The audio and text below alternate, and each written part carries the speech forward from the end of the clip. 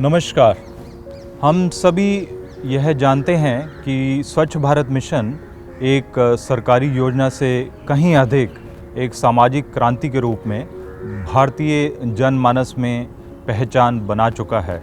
यह एक ऐसे अभियान के रूप में उभर कर सामने आया है जो भारत की जनता के लिए और जनता के द्वारा चलाया गया। इस विशाल देश के हर कोने, हर गांव ने इस महान कार्य को लक्ष्य तक पहुंचाने में अपना सहयोग दिया है। 15 अगस्त 2014 को हम सभी ने माननीय प्रधानमंत्री जी के साथ संकल्प लिया था कि अगले 5 वर्षों में महात्मा गांधी की 150वीं जयंती तक यानी 2 अक्टूबर 2019 को भारत को खुले में शौच की कुप्रथा से मुक्ति दिलाएंगे। और 2014 से शुरू हुए इस महाअभियान में आप सभी के प्रयासों से हमने 5 वर्षों में अभूतपूर्व सफलता प्राप्त की। हम सभी के लिए यह गौरव का विषय है कि हमने यह लक्ष्य गत वर्ष प्राप्त कर लिया। हमारा लक्ष्य केवल खुले में शौच मुक्त भारत नहीं वरन समग्र और संपूर्ण स्वच्छता है। अभी तक हमने स्वच्छता अभियान का पहला सोपान खुले में शौच मुक्त भारत को ही प्राप्त किया है।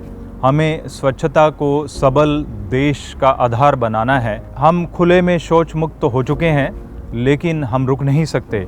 हमें अभी आगे बढ़कर ODF प्लस या समग्र और संपूर्ण स्वच्छता की ओर जाना है। इस विषय में कार्य करने के लिए भारत सरकार का जल शक्ति मंत्रालय और हमारा विभाग पूर्ण रूप से प्रतिबद्ध है। स्वच्छ भारत मिशन फेज 2 के अंतर्गत ODF स्थिति के स्थायित्व और तरल तथा ठोस कचरा प्रबंधन के लिए समुचित वित्त पोषण का भी प्रावधान है। ग्राम पंचायतों के स्तर पर वित्त की उपलब्धता सुनिश्चित करने के लिए 15वें वित्त आयोग के अंतर्गत स्वच्छता संबंधित कार्यों के लिए टाइड फंड्स का भी प्रावधान किया गया है। इसके साथ ही अन्य मंत्रालयों के साथ मिलकर कन्वर्जेंस करने का भी बिजनेस मॉडल कन्वर्जेंस का भी प्रोत्साहन किया जा रहा है। हमें हमारे गांव को संपूर्ण रूप से साफ करना है और ठोस एवं तरल कचरे के उचित प्रबंधन की ओर जाना है। हमें पूर्व में निर्मित शौचालयों के रखरखाव पर भी ध्यान देना होगा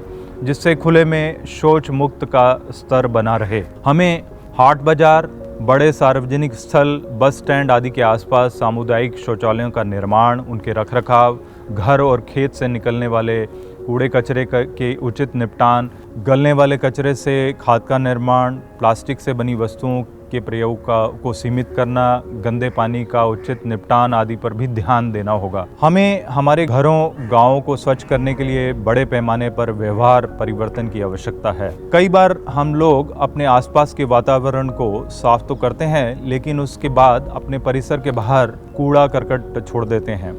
हमें कचरे को इकट्ठा करने की आदत में बदलाव लाना होगा। उसके बदले हमें उसको अलग अलग करके सुरक्षित तरीके से आधुनिक कम लागत की तकनीकों का उपयोग कर निपटान करना होगा। साथ ही हमें हमारे गांव में ड्रेनेज सिस्टम को भी ठीक रखने की आवश्यकता है जिससे जल जमाव ना हो। भारत की आत्मा गांव में बसती है और हमारी ग्रामीण संस्कृति का आधार कृषक है। कृषक और गौ पालकों के लिए पेयजल और स्वच्छता विभाग ने गोवर्धन योजना शुरू की है। ठोस कचरे के निष्पादन में भी हमें ध्यान देना है कि गलने वाला और ना गलने वाला कचरे का निष्पादन और उपचार अलग अलग विधियों से होता है। देश में अधिक संख्या में विशेष रूप से गांव में गलने वाला कचरा एवं गोबर मुख्य होता है। वास्तव में ये कचरा नहीं, कंचन है। इस कचरे को गलाकर हम कंपोस्ट कर उत्कृष्ट खाद एवं CBG यानी कि कॉम्प्रेस्ड बायोगैस का निर्माण कर सकते हैं। यानी कचरे के सुरक्षित निपटान के साथ साथ अपनी आय को भी बढ़ाना। स्वच्छता के सभी कार्य देश में रोजगार के अवसर भी सृजित करेंगे। गांव में बहने वाले व्यर्थ के पानी के समाधान के लिए भी पेयजल और स्वच्छता मंत्रालय के द्वारा अनेक कार्य किए जा रहे हैं। यहाँ पर भी हमें ध्यान देना है कि ये वेस्ट पानी भी 2 तरह का होता है, ग्रे वाटर और ब्लैक वाटर। ग्रे वाटर यानी जो रसोई घर, स्नान करने के बाथरूम से बर्तन साफ करने से हल्का दूषित होता है, इसका उपचार अलग तरीके से करना होता है। उसे सामान्य घरेलू स्तर के उपचार से पुनः किचन गार्डन में खेती के काम में लिया जा सकता है, जबकि फीकल स्लज और ब्लैक वाटर का उपचार अलग तरीके से करना होता है। इस कार्य में ग्राम पंचायतों का सहयोग बहुत आवश्यक है। साथ ही हमें इस बात का भी ध्यान रखना है कि हमें देश भर में 6 लाख से अधिक गाँव में कार्य करना है और उन कार्यों के स्थायित्व के साथ उनके रखरखाव के लिए हम स्थानीय ग्रामीण जनों पर ही निर्भर हैं। इसलिए हमें इन कार्यों के लिए कम लागत की उन तकनीकों को अपनाना है जो ग्रामीण क्षेत्र में अपने द्वारा संचालित की जा सकें तथा आम ग्रामीण उन प्रयासों और तकनीकों को आत्मसात कर सकें। मुझे बहुत खुशी है कि हम में से कई लोगों ने इस दिशा में आगे बढ़कर कार्य करना शुरू कर दिया है, लेकिन जब तक इन कार्यों को जन आंदोलन का रूप नहीं दिया जाएगा तब तक सफलता नहीं मिलेगी।